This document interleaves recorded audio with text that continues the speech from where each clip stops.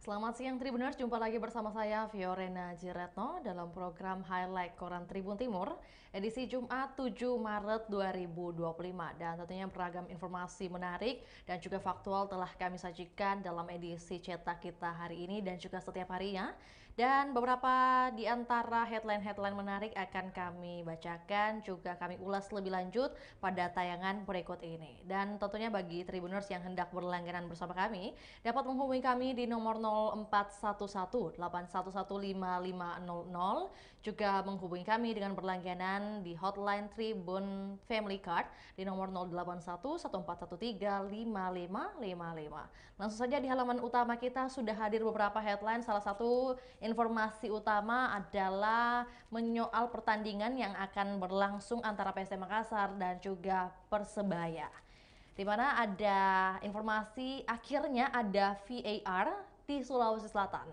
Di mana lebih lanjutnya VAR ini adalah teknologi Video Assistant Referee, dan tentunya pada Jumat 7 Maret hari ini akan berlangsung pertandingan antara PSM Makassar dengan Persebaya menggunakan VAR tersebut.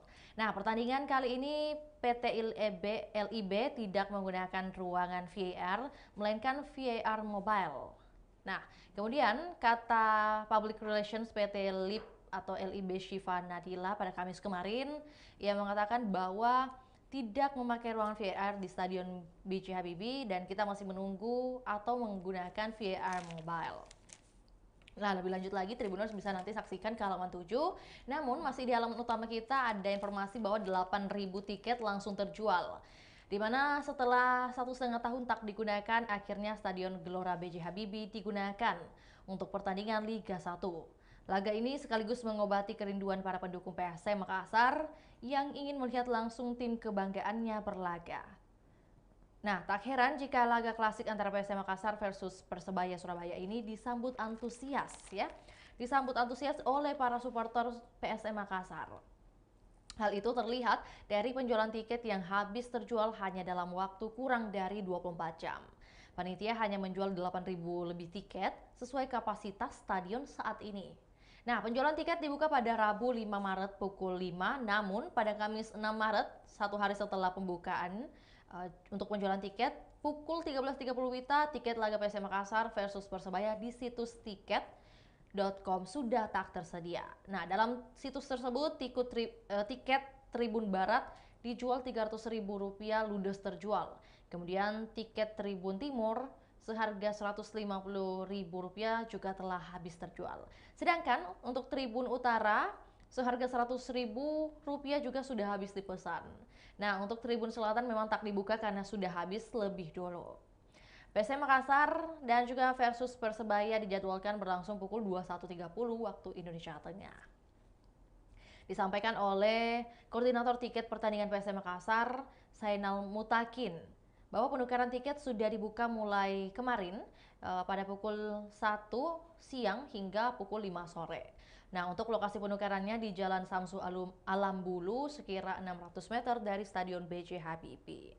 Dan untuk penukaran, supporter cukup memperlihatkan bukti e-voucher pembelian tiket. Nantinya akan ditukar dengan gelang tiket. Masih di halaman utama ada informasi yang tentunya sekaligus mengingatkan kita di bulan Ramadan ini, di mana edisi ke-7 merawat kemabruran puasa dan juga edisi ke-7 Ramadan dengan cinta. Untuk merawat kemabruran puasa sendiri disampaikan oleh Profesor Dr. Kiai Haji Nasaruddin Umar, MA selaku Menteri Agama Republik Indonesia. Untuk kalimat awal yang disampaikan bahwa ada pepatah kuno mengatakan, diam adalah emas dan bicara adalah perak. Kita bisa setuju atau tidak dengan pepatah ini, tetapi yang pasti kita sendiri seringkali menyesal karena terlalu banyak bicara. Kita juga sering bersyukur karena bisa bersikap diam dan mengendalikan diri sehingga terbebas dari fitnah dan mara bahaya. Kita juga sering setuju dengan pernyataan kita lebih gampang disuruh bicara ketimbang disuruh diam. Yang pasti mungkin semua kita pernah memilih diam sebagai jawaban yang paling tepat. Nah, untuk lebih lengkapnya nanti Tribuners bisa akses ke halaman 7 atau juga melalui website kami di www.tribuntimur.com, dan untuk mencari lebih lengkapnya cukup mengetikkan judul lebih banyak diam dalam episode merawat kemabruran puasa.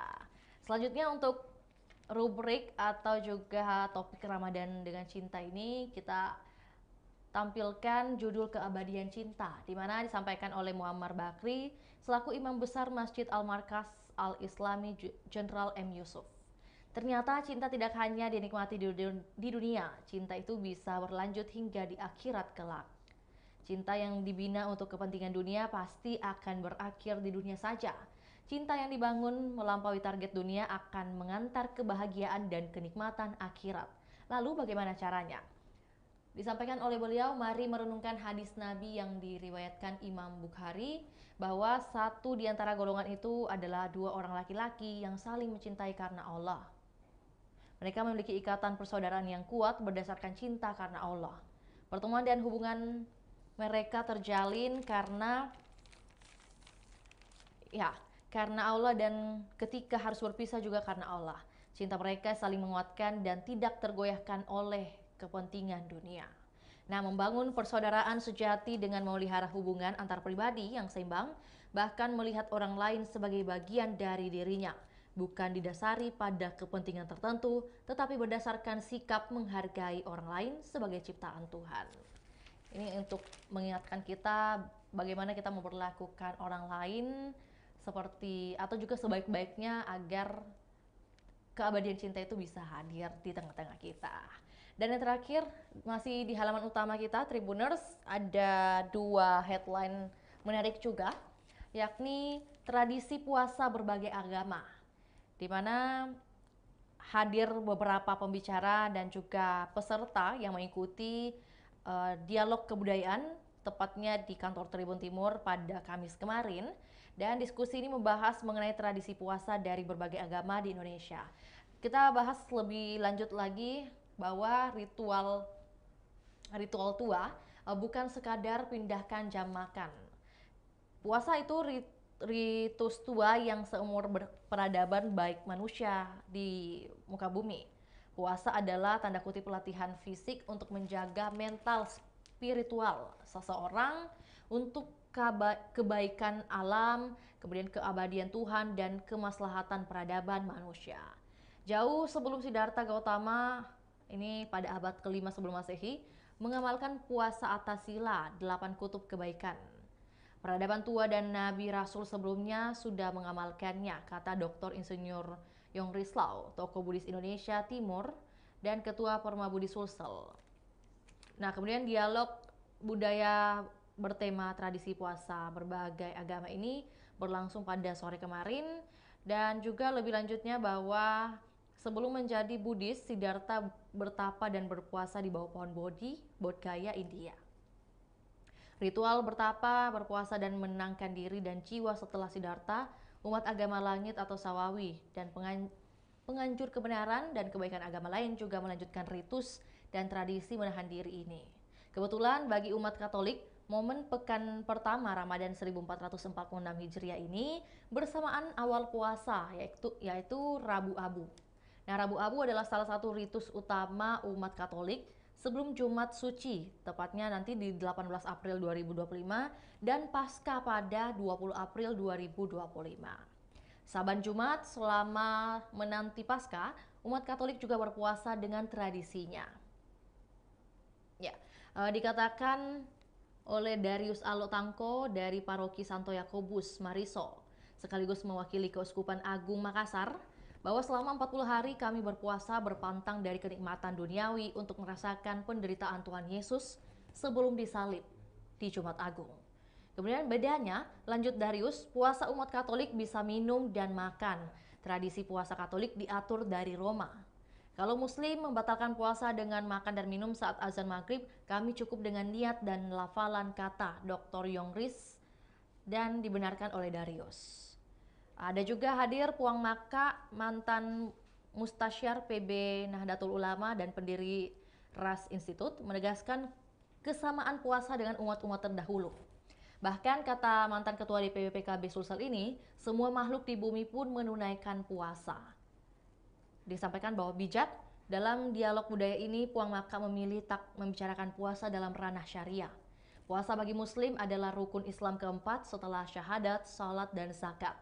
Rukun kelima berhaji bagi yang mampu, dan ia berbicara dalam kerangka universalisme dan instrumen puasa. Digambarkan saat belum ada arloji atau teknologi pengenal waktu, pepuasa menggunakan unggas ayam untuk menandai imsak dan buka puasa. Dan itulah yang menjadi ringkasan dari pertemuan dialog kebudayaan hari kemarin, Tribuners. Untuk lebih lengkapnya, Tribuners bisa saksikan di kanal YouTube Tribun Timur dengan tajuk Tradisi Puasa Berbagai Agama. Lanjut lagi kita ke halaman berikutnya, Tribuners. Untuk halaman selanjutnya yang akan kita ulas, tentunya ada beberapa halaman menarik juga seperti Sulsel, kemudian bisnis, kemudian Tribun Ramadan, dan yang perlu kita ulas lebih lanjut adalah rubrik Makassar. Ya, rubrik Makassar sendiri ada di halaman 6 untuk edisi setiap harinya. Dan untuk lebih lengkap dari rubrik ini ada beberapa headline juga yang akan menemani kita pada percobaan kita siang hari ini. Di mana ada 3.300 anak panti asuhan diajak buka bersama di Karebosi, di mana pemerintah Kota Makassar yang menggelar buka puasa bersama 3.300 anak yatim piatu. Para anak yatim piatu tersebut berasal dari 66 panti asuhan yang ada di Kota Makassar. Buka puasa bersama ini direncanakan berlangsung di Tribun Lapangan Karebosi, Jalan Ahmad Yani pada 16 Ramadan mendatang. Rapat persiapan buka puasa bersama ini dipimpin oleh Wakil Wali Kota Makassar Alia Mustika Ilham dan disampaikannya pada Kamis kemarin. Kemudian dalam rapat tersebut untuk membahas agenda ini yang berlangsung di lantai 2 ruang Wakil Wali Kota Balai Kota Kata Alia, pelaksanaan buka puasa ini dirangkaikan dengan peringatan malam Nuzulul Quran. Nah, agenda dilanjutkan dengan sholat maghrib berjamaah dan sholat tarwih berjamaah. Alia menyampaikan kegiatan ini bukan sekedar agenda tahunan, melainkan wujud nyata kepedulian pemerintah terhadap masyarakat. Lanjut lagi ada long wish bakal dibuat seperti gang di Yunani, Tribuners ya. Di mana lorong wisata program prioritas Wali Kota Makassar era Dani Pomanto dilanjutkan oleh Munafri Arifudin. Munafri akan melakukan transformasi terhadap lorong wisata yang ada saat ini untuk didorong menjadi destinasi wisata. Nah, disampaikan oleh beliau bahwa beberapa lorong yang ada di Kota Makassar ini akan kita dorong menjadi destinasi wisata. Ia punya rencana agar lorong wisata tidak hanya sekedar dikunjungi dan dilihat keindahannya, tetapi juga bisa menjadi sumber ekonomi masyarakat. API akan memfasilitasi para pekerja seni untuk memajang karya-karyanya di setiap sudut lorong, di mana lorong wisata bisa saja menjadi galeri pameran hasil kerajinan anak muda Kota Makassar. Nah, disampaikan lebih lanjut oleh beliau untuk gambarannya, ini seperti lorong yang ada di Yunani. Kita lihat bagaimana gang-gangnya yang ada di Yunani. Kita akan pakai untuk bisa membangun itu. Semua kerajinan yang akan kita bina supaya ini menjadi sumber kekuatan tambahan ekonomi yang inovatif ke depannya. Ada juga informasi truk terguling di tol, Tribuners. Mungkin Tribuners sudah saksikan juga video amatir yang berseliweran di sosial media, di mana sebuah truk berukuran sedang terguling di Jalan Tol Layang Adi Pangeran Petarani, Kota Makassar pada Kamis siang kemarin. Sejumlah polisi lalu lintas dan petugas tol dikerahkan ke lokasi kejadian. Kanit Laka Lantas Polrestabes Makassar, Ibtu Jerianto mengonfirmasi adanya kejadian itu. Jerry mengatakan truk yang mengalami kecelakaan itu jenis light truck atau truk roda 4. Truk bernomor polisi DD 8351 SP yang dikemudikan Budi berusia 35 tahun itu, lanjut Jerry, terguling saat pengemudi hilang kendali. Penyebab sang sopir hilang kendali diduga lantaran salah satu ban belakang pecah saat truk melaju kencang. Dan tidak ada korban jiwa dalam peristiwa ini, juga tidak ada luka serius dalam insiden tersebut. Dan terakhir dari halaman Makassar ini adalah siswa SMA yang mulai pesantren kilat selama 6 hari. Di mana Pemprov Sulawesi Selatan memulai pesantren kilat Ramadan Mengaji Andalan Hati dari SMA Negeri 17 Makassar, Jalan Sunu pada Kamis kemarin. Gubernur Sulsel Andi Sudirman Sulaiman memulai masa pesantren kilat di SMA 17 dan menyebutkan bahwa pesantren kilat selama 6 hari ini sebagai momen membina para siswa dalam aktivitas keagamaan. Sejalan dengan hal tersebut, Kepala Dinas Pendidikan Sulsel, Iqbal Najmuddin ingin menekankan angka buta aksara Al-Quran. Tentunya Iqbal juga ingin para siswa mampu mengaji sesuai dengan kaidah. Nah, pesantren kilat digelar serentak di SMA atau juga SMK sederajat di Sulsel. Dan para siswa akan banyak ikut kegiatan mengaji di sekolah setiap harinya. Selain itu akan ada ceramah dari ustaz di setiap sekolahnya. Selain itu, siswa akan tetap menjalankan program belajar seperti pada umumnya. Sementara untuk siswa kelas 12 tetap fokus belajar masuk perguruan tinggi. Dari halaman 6 kita beranjak ke halaman terakhir yang akan kita bahas, yakni halaman 8 Tribuners. Untuk halaman 8 sendiri ada rubrik Gebrakan Sang Pemimpin 2025. Informasi seperti biaya logistik Pilwali Palopo diprediksi membengkak, kemudian PAN tunggu komunikasi dari Putri Daka, kemudian Taufan Pawe desak pemerintah sanksi Pemda yang terima honorer, hingga Musda Golkar diprediksi memanas. Untuk biaya logistik Pilwali Palopo sendiri yang diprediksi membengkak ya, dikatakan oleh Komisioner KPU Sulsel, Marzuki Kadir, saya yakin dan percaya ini akan naik harganya karena kan permintaannya kurang. Nah, ia mengatakan jika terdapat kemungkinan harga biaya cetak logistik surat suara untuk PSU Kota Palopo akan lebih mahal dari biaya cetak pada pilkada serentak. Dan alasannya itu karena tadi permintaan untuk cetak logistik surat suara sendiri yang terbilang kurang karena yang melakukan PSU hanya beberapa daerah saja. Nah, jika sebelumnya kata Marzuki biaya cetak sebesar 1.000 per lembar, maka kemungkinan akan naik menjadi 1.500 per lembar. Meskipun adanya kemungkinan kenaikan biaya cetak ini, kata Marzuki, anggaran untuk pengadaan logistik PSU Palopo nanti masih akan sama dengan sebelumnya. Ada juga informasi Taufan Pawe yang mendesak pemerintah sanksi Pemda yang terima honorer, di mana Komisi 2 DPR RI mendesak pemerintah pusat memberikan sanksi tegas terhadap kepala daerah yang tidak patuh dalam penataan tenaga honorer.